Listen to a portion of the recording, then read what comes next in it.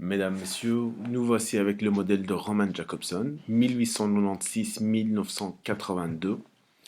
Jacobson, c'était un linguiste, n'est-ce pas? Un linguiste, effectivement, pédagogue, philosophe, d'origine russe, ok?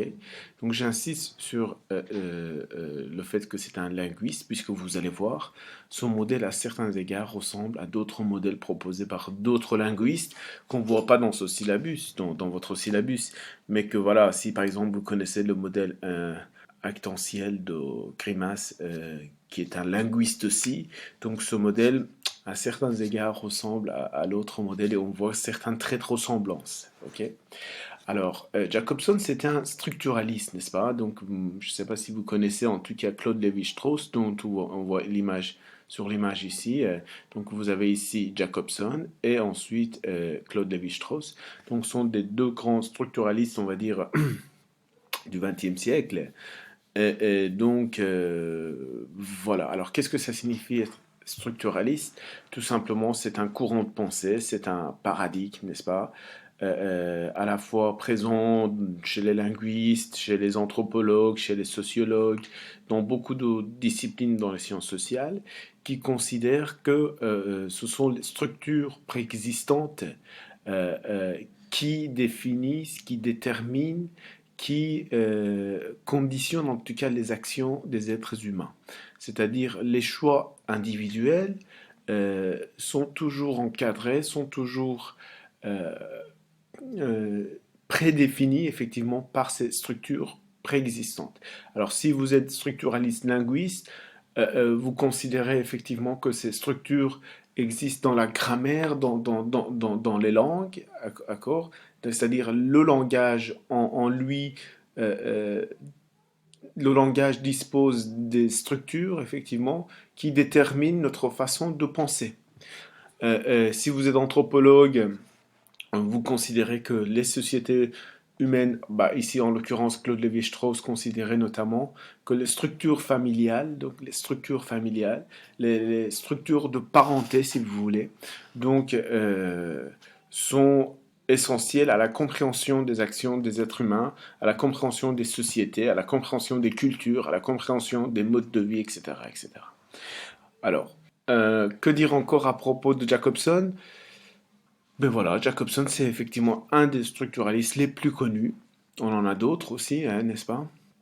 Mais Jacobson, effectivement, il en est un des plus connus. Donc, il nous propose un modèle de communication, effectivement, plus les fonctions du langage. Un modèle de communication qu'on va voir ici à travers les facteurs de la communication, d'accord? Et finalement, les fonctions du langage qu'on voit ici à travers les fonctions expressives, conatives, poétiques, référentielles, fatiques et métalinguistiques. Ça va? Et donc, vous allez voir qu'effectivement, la compréhension de ces fonctions est en lien avec la compréhension de ces facteurs, de ce modèle de communication. Maintenant, il est clair qu'effectivement, Jacobson, il est plus connu quand on parle de Jacobson. Principalement, on parle des fonctions du langage, d'accord? Donc, nous allons effectivement, dans un premier temps, expliquer les facteurs effectivement de la communication. Ensuite, on va expliquer les fonctions du langage. Ça va? Donc, les facteurs et les fonctions de la communication ou de l'interaction, puisque pour Jacobson, effectivement, la communication est une interaction. Donc, par conséquent, on peut parler de l'interaction tout court. Donc, ce lien entre les facteurs et les fonctions, comment est-ce qu'il faut appréhender ce lien? Écoutez, il y a beaucoup de façons d'envisager cela, mais moi je vous propose disons, ce lien, c'est-à-dire on considère les facteurs comme des causes et on considère les fonctions comme des conséquences, ce qui va vous permettre de comprendre cela de façon un peu plus automatique. Ça vous donne une facilité de compréhension, ça va? Maintenant, il faut ce que je dis, c'est-à-dire de comprendre les facteurs en termes de cause et comprendre les fonctions en termes de conséquences. Voilà, c'est sujet de discussion, hein, n'est-ce pas? On pourrait dire oui, non, c'est pas vraiment une conséquence, il s'agit d'un rôle, voilà, on pourrait jouer sur certains mots, mais voilà, grosso modo, on pourrait dire les facteurs, ce sont des composantes de la communication, d'accord? Les facteurs, ce sont des éléments de la communication qui influencent la communication, qui jouent en quelque sorte un rôle dans la communication, d'accord? Les facteurs, ce sont des composantes de la communication qui jouent un rôle dans la communication, et les fonctions, c'est justement ce rôle dont on parle. C'est c'est les raisons de la communication. D'accord? Donc, une communication pourra avoir différentes raisons. Ben, une raison expressive, une raison conative. En tout cas, on pourrait considérer ça aussi comme une conséquence. D'accord? Donc, ça, on pourrait considérer ça comme une cause. Et là, on pourrait considérer ça comme une conséquence. Comme la raison d'être, en quelque sorte, du langage. Ça va? Donc, chaque facteur joue une fonction dans le message. Chaque facteur joue un rôle dans la communication. D'accord? On pourrait interpréter comme ça le lien entre le facteur et la fonction. Ça va?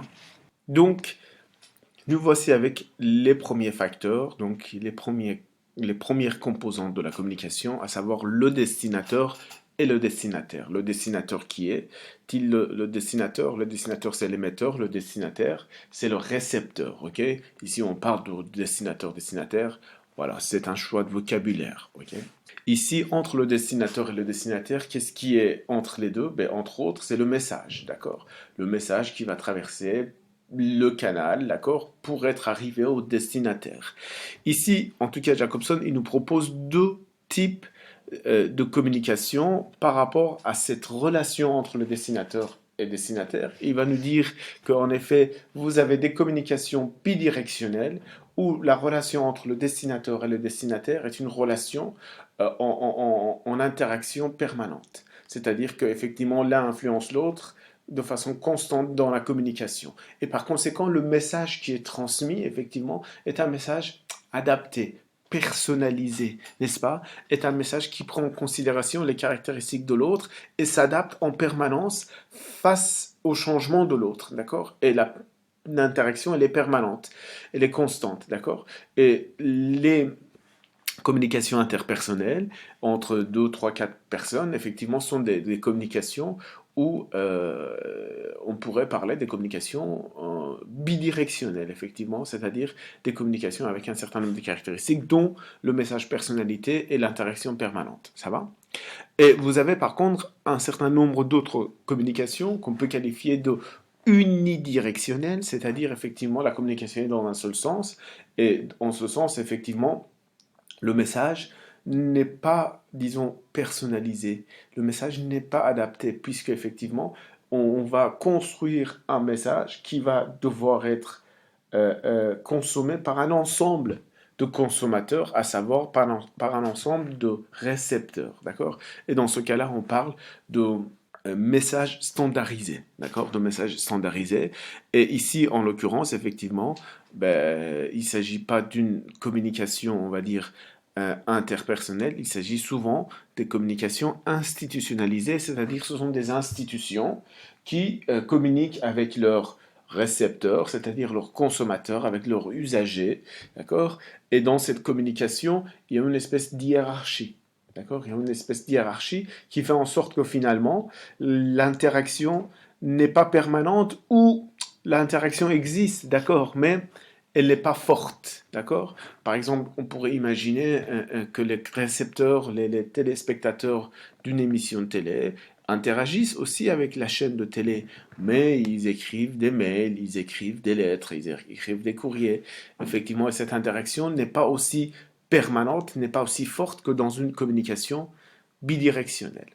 D'accord? Dans une communication bidirectionnelle. Alors, cette distinction entre communication bidirectionnelle et unidirectionnelle, on l'avait déjà fait auparavant dans d'autres modèles. Mais en tout cas, Jacobson, il en parle dans son modèle de communication. Voilà. Alors, par rapport aux autres facteurs, donc on a parlé du destinateur, on a parlé du destinataire, donc vous voyez bien le destinateur ici avec la fonction expressive, le destinataire avec la fonction conative, donc nous y reviendrons par rapport aux fonctions. Jusque-là, essayons de comprendre tout simplement les facteurs, les composantes de la communication. Donc, on a vu les deux éléments. Maintenant, on va voir le message. Alors, qu'est-ce que le message? Le message, c'est vraiment, effectivement, ce qui est transmis euh, euh, par le destinateur au destinataire. Et ici, quand on parle de message, on parle uniquement, disons, du matériel en termes de ça. Donc, ça peut être un message verbal, ça peut être un message non verbal, paraverbal, etc. Mais en tout cas, c'est le matériel transmis, c'est vraiment l'information proprement dit. D'accord? Et dans les communications interpersonnelles, on l'a dit, le message est personnalisé et dans les communications institutionnalisées, le message est effectivement standardisé pour pouvoir être consommé par un ensemble de récepteurs. Ok. Donc je dirais que ces trois premiers éléments, c'est assez facile à appréhender. Normalement, il n'y a pas de problème pour les comprendre. Alors, le quatrième élément, c'est le contexte. C'est le contexte qu'on appelle parfois aussi le référent. D'accord? Alors, qu'est-ce que le contexte? Ben oui, j'imagine que vous avez une compréhension du contexte assez, je dirais, assez simple. Et bien voilà, reprenez cette compréhension et là, vous tombez exactement, plus ou moins en tout cas, dans la compréhension qu'il faudrait avoir dans le modèle de Jacobson. Donc, le monde ou la situation dans lequel prend place le message, c'est-à-dire votre message pour être transmis, n'est-ce pas, devrait être contextualisé. D'accord? On donnera toute une série d'informations, d'accord, qui va construire le décor, en quelque sorte, qui va construire le décor dans lequel le message est transmis. Voilà, le contact. Qu'est-ce que le contact? Le contact, c'est le canal, effectivement, ce dont on avait parlé auparavant, c'est-à-dire ce qui permet la transmission du message, d'accord? La voie par laquelle le message est transmis. Entre qui et qui, entre le destinateur et le destinataire. Ici, ben, on le définit comme la relation qui relie le destinateur et le destinataire. Alors, dans la continuité, effectivement, de la communication bidirectionnelle et de la communication unidirectionnelle, on a ici deux types de contacts, d'accord? Deux types de canal direct et canal indirect. Pour le canal direct, qu'est-ce qu'on entend par là? Le canal direct, c'est typique effectivement des relations, des communications bidirectionnelles, puisque le canal est direct, par conséquent, le message est constamment personnalisé, est constamment adapté, et l'interaction, elle est permanente, d'accord? À travers justement, puisque le canal est direct. Mais quand le canal est indirect, n'est-ce pas? C'est-à-dire on devrait passer par d'autres moyens pour pouvoir communiquer avec le destinataire. Par conséquent, on pourrait imaginer que l'interaction n'est pas permanente. Effectivement, l'interaction est indirecte. Et on pourrait notamment donner l'exemple que je viens de donner à l'instant, c'est-à-dire la réaction du public par courriel à une émission TV. Baby, ça ne veut pas dire que dans une communication unidirectionnelle, les téléspectateurs ne communiquent pas avec le destinateur. Si, ils communiquent, mais effectivement, à travers un canal indirect. Par conséquent, cette interaction n'est pas permanente, cette interaction est indirecte, et ce qui a un impact effectivement sur le type de message, c'est-à-dire le message, par conséquent, est plus standardisé. D'accord? Est plus standardisé. La dernière composante de la communication, le dernier facteur, c'est le code. D'accord? Le code, effectivement, qu'est-ce que le code? C'est tout simplement un ensemble conventionnel de signes. Ok? Alors, ça peut être, disons, cet ensemble conventionnel de signes, ça peut être verbal, non-verbal, paraverbal, peu importe. Mais en tout cas, ce sont des codes qui nous permettent la compréhension du message. D'accord? Sans code, effectivement, il n'y a pas de message. Et quand on n'a pas des codes communs, forcément, il y a un malentendu, il y a une incompréhension par rapport au message. D'accord? Donc, ça nous permet la transmission du message. Par rapport au code, effectivement, il y a différents types de codes, comme on vient de l'évoquer. Langue orale, les gestes, l'habillement, etc. Bon, on va dire verbal, non-verbal, paraverbal. Et ce qui est intéressant aussi, c'est la relation entre ces différents types de codes, n'est-ce pas? C'est-à-dire, est-ce que notre langage est en concordance, est en harmonie avec nos gestes, avec nos habillements, pourquoi pas? Donc, la relation entre les différents types de codes, à savoir le langage verbal, le langage non verbal et le langage paraverbal. Effectivement, ça peut être une relation de concordance, ça peut être une relation de redondance, en d'autres termes, c'est-à-dire c'est dans la même continuité, effectivement. Ça peut être une relation de contraste, de contradiction, d'opposition, effectivement, ou de complémentarité, c'est-à-dire de confirmer en ajoutant d'autres types d'informations, tout simplement. Ça va? Donc là-dessus, effectivement, on en avait déjà parlé à l'école de Palo Alto, de cette relation entre le contenu et la relation. Donc, on avait dit que toute communication peut être décomposée en deux éléments, le contenu et la relation. Ici, effectivement, on dit plus ou moins la même chose avec d'autres concepts, avec d'autres décompositions, en quelque sorte. Ça va? C'est le type d'analyse qui est un peu différent, mais sinon, au fond, on dit la même chose. On est bien d'accord. Alors, donc ici, on arrive effectivement aux fonctions. On arrive aux fonctions, et là, ça devient effectivement un peu plus intéressant en termes d'analyse, c'est-à-dire, on va se rendre compte à quoi ça sert effectivement ce modèle, et quelles sont ses implications pour que je puisse m'en servir dans mon TFE. Comment est-ce que je peux analyser ma communication, mes interactions avec mes usagers et l'institution dans laquelle je travaille, d'accord? Donc ici, à chaque fois, effectivement, on va examiner une fonction donnée et sa relation avec une composante de la communication donnée, c'est-à-dire avec un facteur donné, ok? Notamment ici, dans le premier cas, on va voir effectivement la fonction expressive et le facteur destinateur, c'est-à-dire cette composante de la communication qu'on appelle destinateur, ok? Alors, un petit élément à signaler. Là, on est en train de proposer une grille d'analyse conceptuelle, n'est-ce pas? Pourquoi? Pour comprendre la communication, pour pouvoir répondre à cette question, à savoir, mais qu'est-ce que c'est le langage? À quoi ça sert le langage? Et à quoi ça sert la communication? Et on s'est inventé effectivement une grille d'analyse, d'accord? Une grille conceptuelle et effectivement, c'est une grille conceptuelle, c'est comme une machine à penser. On peut mettre là-dedans tout type de relation, tout type de communication et penser des communications dans ces termes-là. Ça va? Il ne faut pas croire qu'effectivement, disons, dans une communication, on pourra avoir plusieurs fonctions à la fois. Ça va? Donc il ne faut pas avoir un esprit trop rigide, trop fermé face à ces concepts. Il faut se dire, ah ben oui, de toute façon, dans une relation donnée, on pourra avoir plusieurs fonctions à la fois. D'accord? Et quand on fait le lien entre le facteur et la fonction expressive, il faut se dire, ah ben oui, cette composante de la communication, ce facteur-là, effectivement, euh, prend davantage en charge cette fonction-là. D'accord? Ça ne veut pas dire qu'effectivement, cette composante-là n'a rien à voir avec d'autres fonctions, mais davantage prend en charge cette fonction-là. Ok? Donc il faudrait appréhender la relation entre les facteurs et les fonctions de telle sorte, tout simplement. La fonction expressive. La fonction expressive, c'est une fonction qui met en avant l'émetteur, c'est-à-dire le destinateur. Et il le met en avant comment? Il le met en avant en exprimant les opinions, les pensées, les préférences, la volonté. Et il met en avant en quelque sorte le destinateur pour qui? Pour le destinataire. En effet. Donc c'est une fonction qu'on appelle aussi la fonction émotive, puisque ça parle des émotions, des opinions, des pensées du destinateur. Donc c'est pour informer le récepteur sur ses pensées, ses opinions et ses émotions. Quelques exemples, eh ben, je déplore que tu aies fait ça, par exemple. C'est inacceptable que. C'est excellent. C'est une idée excellente, effectivement. Ah, mon Dieu, d'accord? Vous voyez, c'est tout simplement une exclamation, mais voilà, ça exprime effectivement ses pensées, ses idées,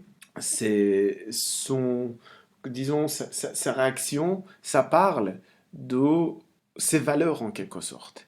La fonction conative. Qu'est-ce que la fonction conative? La fonction conative qu'on appelle aussi la fonction incitative, elle cherche en effet à manipuler, à influencer, à faire agir le récepteur, le destinataire, n'est-ce pas?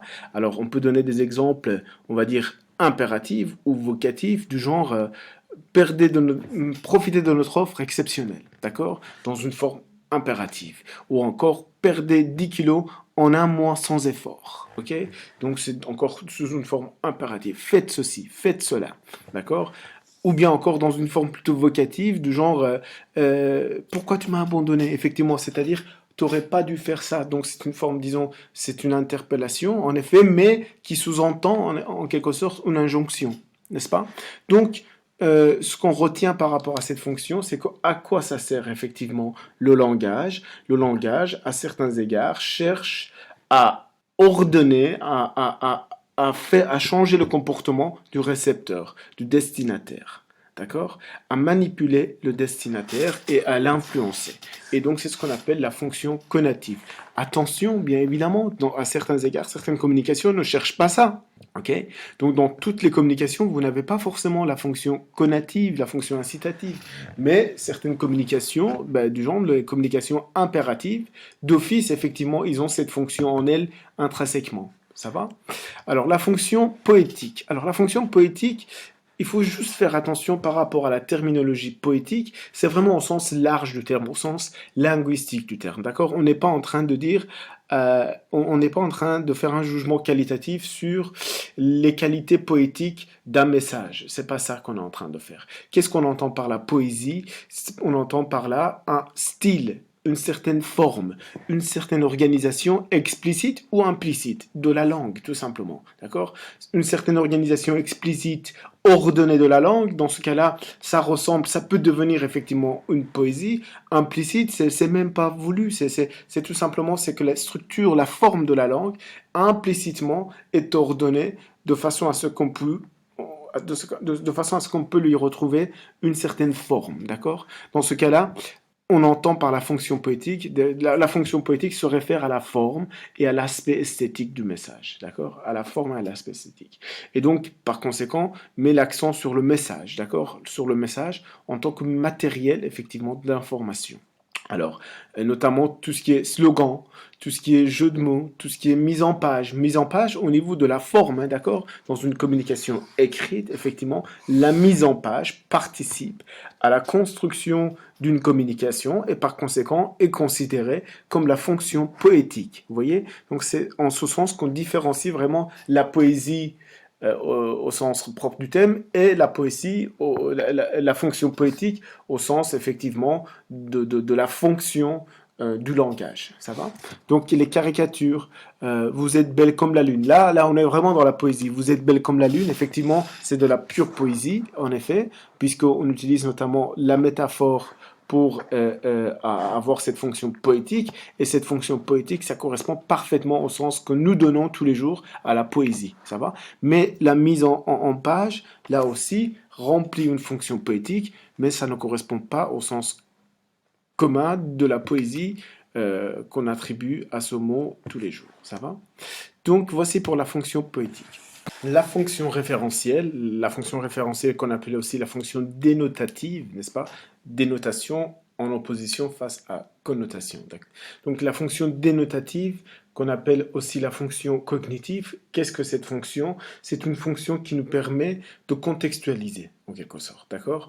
De nous informer sur le contexte, de nous donner des informations objectives à propos du sujet, d'accord? Ce qui entoure le sujet, en quelque sorte. Donc, pour orienter la communication vers ce dont l'émetteur parle, d'accord? De quoi on parle? De quoi il est question?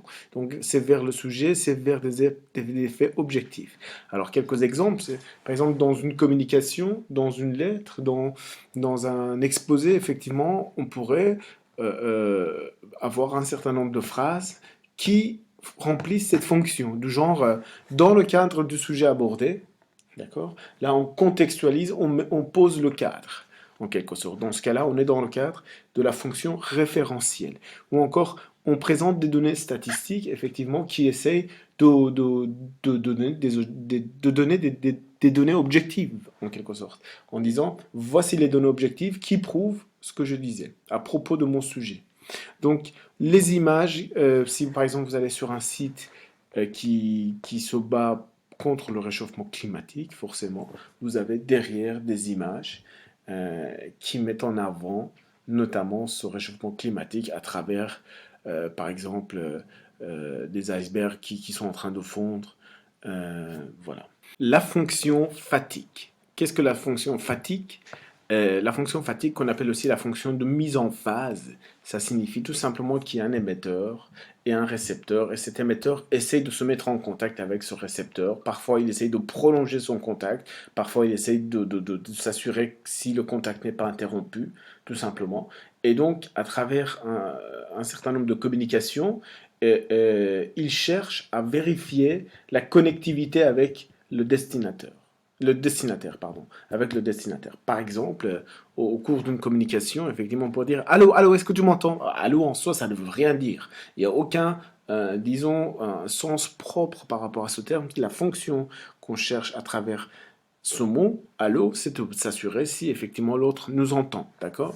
Ou bien entendu, ou bien encore quand on secoue la tête dans une communication non verbale, effectivement, quand on secoue la tête, effectivement, c'est pour dire je suis en train de t'écouter, d'accord? Je suis toujours connecté, d'accord? Et effectivement, dans ce cas-là, on parle de la fonction fatigue, effectivement, et donc qui est centrée sur le canal, c'est-à-dire sur le contact. Alors, autre chose, c'est que une fonction fatigue est particulièrement présente, bien évidemment, dans la communication bidirectionnelle, c'est-à-dire principalement dans la communication interpersonnelle. C'est dans ce cadre-là qu'on pourrait observer effectivement ces fonctions fatigue. La fonction métalinguistique, c'est la fonction qui est centrée sur le codage. C'est-à-dire, à travers cette fonction, on essaye de s'assurer si on partage les mêmes codes. D'accord? On essaie de s'assurer si on partage les mêmes codes. Donc, on utilise un langage pour expliquer ce même langage, pour vérifier si l'émetteur et les récepteurs ont le même code, tout simplement. Par exemple, pour donner quelques exemples, le verbe manger est un verbe du premier groupe. Alors là, on parle du langage. Ou bien encore, un exemple plus facile, quand dans une conversation, on définit les termes en disant, par ces termes, j'entends et après je donne ma définition de ce terme-là, on est dans la fonction métalinguistique, où je suis en train de vous donner cours et je parle de démocratie et tout d'un coup je précise ce que j'entends par démocratie. Ce que j'entends par démocratie, c'est une démocratie, etc., etc. Donc je définis mon mot précisément pour connaître les mêmes codes, pour connaître la même compréhension à travers ces modes. D'accord? Donc c'est-à-dire, je définis ces codes pour qu'il y ait une compréhension commune par rapport au message transmis. Ou encore dans un contrat de bail, quand on définit les termes du point de vue légal, c'est tout simplement pour s'assurer que les parties ont la même compréhension de leurs responsabilités et de leurs devoirs. Alors, en termes de conclusion par rapport au schéma de communication, par rapport aux fonctions de Jacobson, qu'est-ce qu'on pourrait dire? On pourrait dire que le langage peut avoir plusieurs fonctions à la fois. C'est ce qu'on a dit au début, c'est-à-dire chacune de ces fonctions, premièrement, elles ne sont pas constamment présentes dans toute communication. Deuxièmement, on pourrait avoir des communications qui regroupent plusieurs fonctions à la fois. D'accord? Par exemple, la fonction fatigue ou la fonction métalinguistique sont toutes les deux présentes dans une communication du genre as-tu compris ce que je t'ai dit? D'accord? Quand je vous pose cette question, c'est pour s'assurer qu'on ait la même compréhension des mots. Ça, c'est la fonction métalinguistique. Mais c'est aussi, j'aimerais bien garder le contact, n'est-ce pas? Donc, c'est la fonction de mise en phase. C'est la fonction qui est remplie en quelque sorte par le canal. Donc, j'aimerais bien s'assurer si le contact, la connectivité entre le destinateur et le destinataire est toujours établie. De toute façon, nous allons revenir sur ce modèle de communication. Nous allons analyser des récits, des situations de communication à travers ce modèle, qui est un modèle très connu et qui vous permet aussi la maîtrise de ce modèle, je dirais. Ça vous permet de pouvoir mobiliser d'autres modèles de ce genre en linguistique, mais aussi dans d'autres disciplines des sciences humaines et sociales. Il y a des modèles semblables à celui-là. Donc, si vous maîtrisez ce modèle-là, effectivement, de pouvoir manipuler d'autres modèles. Et en ce sens, c'est un modèle intéressant.